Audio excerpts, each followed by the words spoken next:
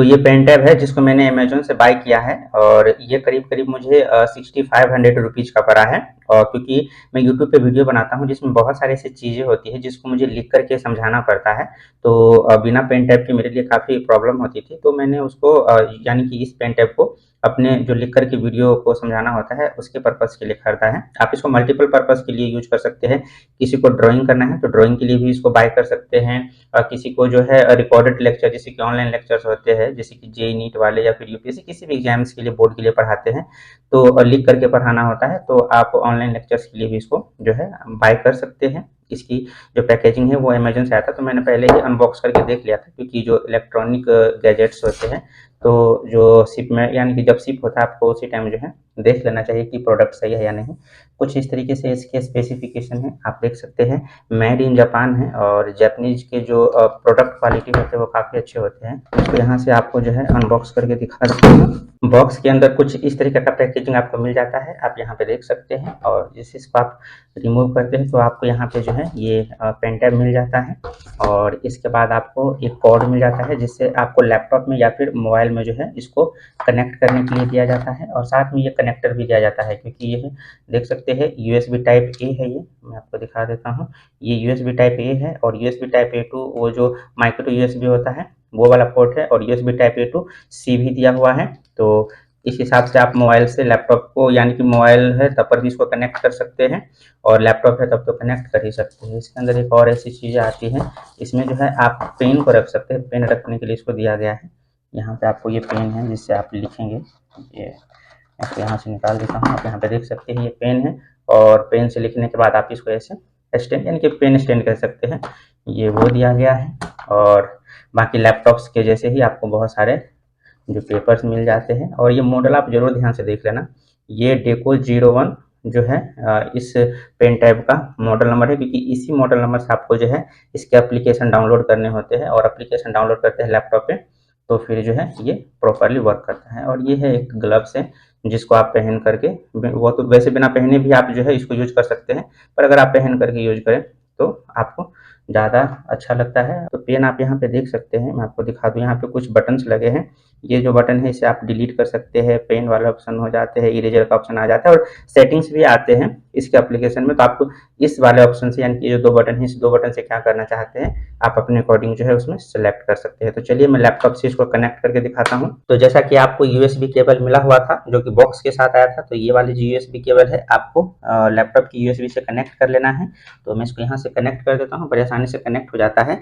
और इस वायर का जो दूसरा पार्ट है जिसमें आप ये देख सकते हैं टाइप सी टाइप का ऐसे कुछ कनेक्टर है, तो इस कनेक्टर को आपको जो है पेन टैब से यहाँ पे साइड में, आप यहाँ पे आई होप कि ये दिख रहा होगा, तो साइड में देखते हैं टाइप सी टाइप का ऐसे दिया हुआ है।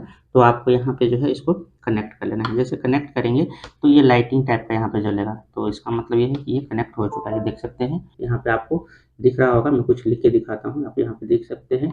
जैसे कि मैं यहाँ पे लिखता हूँ सब्सक्राइब, तो यहाँ पे सब्सक्राइब लिखा हुआ आ चुका है। तो इस तरीके से जो है प्रॉपर्ली वर्क करता है। चलिए मैं फुल स्क्रीन पे दिखाता हूँ। और ये जो है वो माइक्रोसॉफ्ट का जो सॉरी एमएस ऑफिस का जो पावर पॉइंट है, ये पावर पॉइंट है, आप यहाँ पे देख सकते हैं। तो जैसे आप इस बटन पे क्लिक करते हैं आगे वाले पे तो एक इरेजर का ऑप्शन आएगा, लेकिन ये बटन तभी काम करेगा जब आपका ये पेन है ये इस वाले सरफेस के आसपास होना चाहिए। तो मैं यहाँ से देखिए देख सकते हैं पेन लिखा हुआ आ गया, वापस से क्लिक करते हैं तो इरेजर आ गया और यहाँ से ये इरेज हो जाता है। तो चलिए मैं वापस से पेन का ऑप्शन लाता हूँ और फुल स्क्रीन करता हूँ और आपको दिखाता हूँ। तो इस तरीके से ये जो पावर पॉइंट का जो पेज है, मैंने एक पेज ले लिया है और यहाँ पे कुछ भी लिख करके मैं आपको दिखा देता हूँ।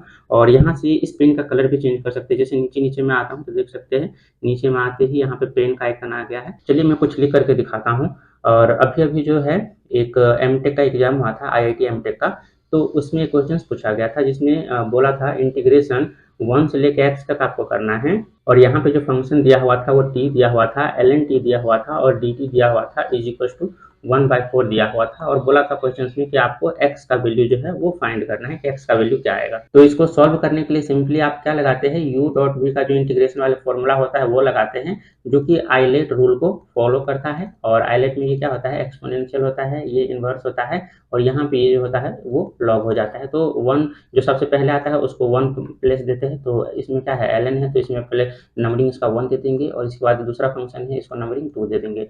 तो इसमें हम क्या करते हैं, फर्स्ट वाले वाले को तो हम ऐसे के ऐसे छोड़ देते हैं और दूसरा जो फंक्शन होता है उसका इंटीग्रेशन करते हैं। तो टी का इंटीग्रेशन क्या हो जाएगा, t² हो जाएगा। इसके बाद आपको क्या करना होता है, सेकंड वाले फंक्शन के लिए सेकंड में क्या करना होता है, फर्स्ट का आपको करना होता है आपको डिफरेंशिएशन, और दूसरे का करना होता है इंटीग्रेशन, यानी कि टी का इंटीग्रेशन t² और टोटल का आपको इंटीग्रेशन करना होता है। तो ये इस तरह का कुछ फंक्शन होता है और यहाँ पे जो लिमिट है वो 1 से लेके x दिया गया है और टोटल इज इक्वल टू 1/4 दिया है। तो आगे वाले प्रोसेस में अपन क्या कर सकते हैं, ये लिख सकते हैं t² इंटू ln t हो जाएगा और ये माइनस हो जाएगा, इंटीग्रेशन 1 से लेके x हो जाएगा और ये t से t कट जाएगा तो ये क्या हो जाएगा t² dt और 1/4 हो जाएगा। और इसके बाद हम यहाँ पे t² इंटू ln t लिख लेंगे, माइनस यहाँ पे ये क्या हो जाएगा t स्क्वायर तो ऑलरेडी है, यानी कि t स्क्वायर नहीं होगा, एक t तो ऑलरेडी कट चुकी है तो ये स्क्वायर नहीं होगा। और यहाँ पे इसको हम लिख लेंगे t²/4, इसका इंटीग्रेशन बन के आ जाएगा और इज इक्वल टू 1/4 दिया हुआ है। और लिमिट जो है टोटल में 1 लिमिट लोअर और x रहेगा हायर का। तो यहाँ से हम जो है t²/2 कॉमन ले लेते हैं और ln t लिख लेते हैं। हम पहले यहाँ भी लिमिट का हम जो है वो डाल ही देते हैं। तो ये क्या हो जाएगा 1 और ये हो जाएगा x। तो t²/2 हमने कॉमन ले लिया तो ये क्या हो जाएगा ln t माइनस 1/t हो जाएगा और यहाँ पे ये 1 से लेके x तक इसका जो है लिमिट लगा देते हैं और ये 1/4 दिया है। इसके बाद हम नेक्स्ट स्टेप में क्या करेंगे, लिमिट रख देंगे। तो ऊपर वाला यानी कि अपर लिमिट रखेंगे तो ये क्या हो जाएगा x² हो जाएगा और ये हो जाएगा ln x माइनस 1/2। तो ये तो हो गया अपर लिमिट का वैल्यू, तो इसको इस ब्रैकेट में डाल देते हैं, माइनस लोअर लिमिट 1 रखेंगे तो 1² हो जाएगा यानी कि 1/2 हो जाएगा और x की जगह पे t की जगह पे 1 रखेंगे तो ये हो जाएगा ln 1 माइनस 1/2 हो जाएगा। तो इज इक्वल टू ये क्या दिया हुआ है 1/4। तो एक लाइनिंग यहाँ से मैं ड्रॉ कर देता हूँ। तो ये क्या हो जाएगा x² और यहाँ पे ये ln x माइनस 1/2 तो ln x माइनस 1/2 और ये ln में यहाँ पे 1 है, ln के सामने तो आपको पता है ln के सामने 1 जो होता है वो 0 हो जाता है। तो ये क्या हो जाएगा माइनस 1/2 और 0 माइनस 1/2 यानी कि ये माइनस 1/2 और is equal to 1/4। I hope कि आपको दिख रहा होगा। इसके बाद हम क्या करेंगे x² रख लेंगे और ये ln x माइनस 1/2 और ये हो जाएगा माइनस माइनस प्लस यानी कि 1/2 इंटू 1/2 1/4 हो जाएगा और ये 1/4 हो जाएगा। तो इसको उस साइड ले जाएगा तो x² ln x माइनस 1/2 और ये 1/4 माइनस 1/4 ये क्या हो जाएगा कट के 0 हो जाएगा। तो यहाँ से क्या आ जाएगा, दो सोल्यूशन आ जाएंगे, x² इज इक्वल टू 0 या फिर ln x minus 1/2 is equal to 0। तो यहाँ से क्या आ जाएगा x इक्वल टू 0 आ जाएगा और x इक्वल टू 0 वैलिड नहीं होगा। क्यों? क्योंकि यहाँ पे जैसे x की जगह p वाले आप देख रहे हैं, यहाँ पे जैसे हम x 0 रखेंगे तो ये वैलिड नहीं होगा क्योंकि ये ln के सामने x जो है वो इन्फिनिटी की तरफ ले जाएगा तो ये x जो है वो सोल्यूशन वैलिड नहीं होगा। तो ये जो दूसरा फंक्शन बचेगा ln x minus 1/2 is equal to 0 तो ln x is equal to 1/2 उस साइड ले जाएंगे और x इक्वल टू क्या आ जाएगा, यहाँ पे e की पावर में 1/2 आएगा और ये क्या हो जाएगा e की पावर 1/2 क्या होगा रूट e हो जाएगा। तो x इज इक्वल टू यहाँ पे √2 नहीं रूट e हो जाएगा, x is equal to root e इसका जो है वो आंसर हो जाएगा। और ऑप्शन में भी 4 ऑप्शन दिया हुआ था, ए ऑप्शन दिया हुआ था e, बी ऑप्शन दिया हुआ था रूट e और सी ऑप्शन दिया हुआ था 1 और डी ऑप्शन दिया हुआ था e माइनस 1।